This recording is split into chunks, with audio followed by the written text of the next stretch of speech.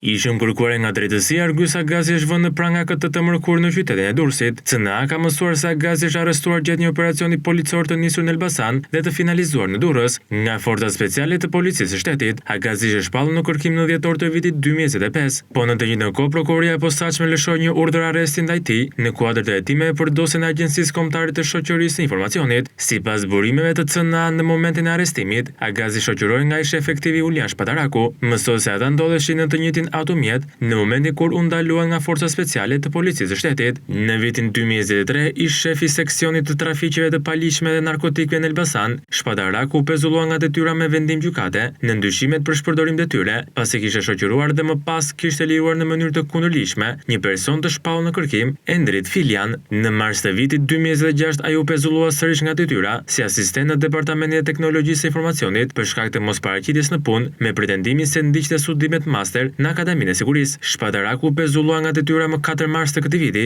me urdhër nga drejtori komanduari i asaj kohe policisë së shtetit Sokol Bishka. Shkaku i shkarkimit të Shpatarakut ishte mosparaqitje në mënyrë të rregullt në detyrë, ndërsa njëri edhe si një nga njerëzit e besuar të ish drejtorit të policisë së shtetit Ilir Proda. Në fillim të gushtit të këtij viti, policia i marrë se shpalli në kërkim pasi u konfliktua dhe kanosi me jetë stafin e hotelit në Jug, pasi nuk i pëlqeu shërbimi.